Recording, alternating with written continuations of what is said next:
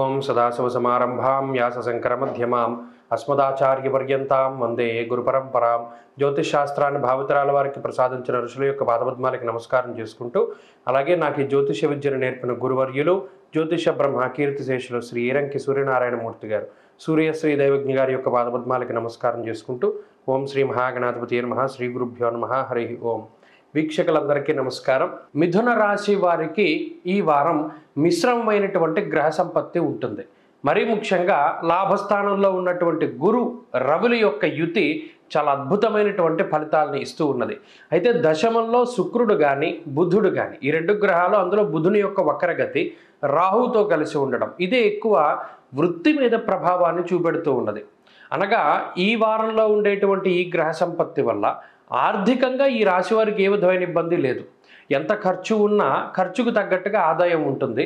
లేదా మీరు ఏ ఇతరత్రా కొంత మీకు కావలసినటువంటి సదుపాయాలు సౌకర్యాలని సమకూర్చుకోవడానికి కొంత ధనాన్ని మీరు ఖర్చు పెట్టవలసి వచ్చినా ఆ డబ్బు చక్కగా మీరు మళ్ళీ సంపాదించుకుంటారు. లేదా ఆ ఖర్చుకు తగ్గట్టుగానే అప్పో సొప్పో చేయడమో లేకపోతే ఇంకో చోట ఆ ధనం మీ చేతికి లభిస్తుంది, మీ అవసరాలు తీరుతాయి.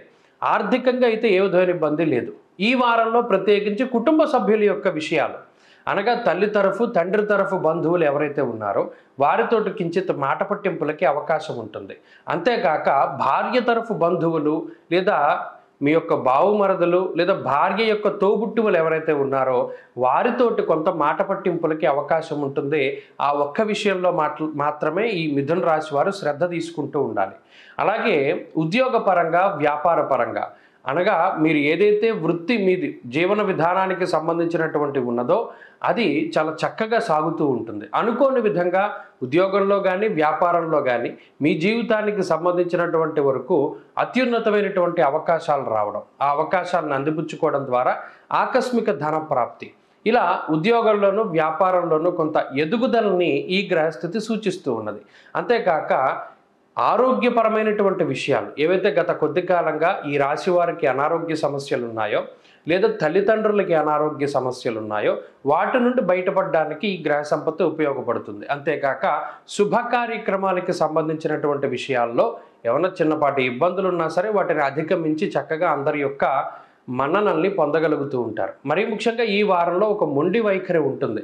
ఎవరు ఏమనుకున్నా మీకు నచ్చిన పనిని మీరు చేసుకుంటూ పోతారు. అది ఈ గ్రహస్థితి వల్ల ఏర్పడుతుంది. విద్యార్థులకి గ్రహగతులు అనుకూలంగా ఉన్నాయి. దూర విద్య విదేశీ విద్య పోటీ పరీక్షలలో మంచి ఫలితాన్ని సాధించడానికి అవకాశం ఉంటుంది. స్త్రీలకు ప్రత్యేకించి ఈ గ్రహ సంపత్తి వల్ల ఆరోగ్యం సిద్ధిస్తుంది, కొంత ఆత్మస్థైర్యం ఉంటుంది. మరీ ముఖ్యంగా ఉద్యోగ వ్యాపారాలు చేసేటువంటి స్త్రీలు లాభపడడానికి అవకాశం ఉంటుంది. మిథున రాశి వారి ఈ వారంలో మరింత అనుకూలమైనటువంటి ఫలితాన్ని సాధించడానికై అమ్మవారి యొక్క ఆరాధన చేస్తూ ఉండడం చెప్పదగినటువంటి సూచన. దేవీ ఖడ్గమాలా స్తోత్ర పారాయణం లేదా శ్రవణం శుభ ఫలితాన్ని ఇస్తుంది. ఈ వారంలో కలిసొచ్చేటువంటి రోజు ఆదివారంగా చెప్పవచ్చును. అదృష్ట సంఖ్య 9, అదృష్ట వర్ణము కాషాయము.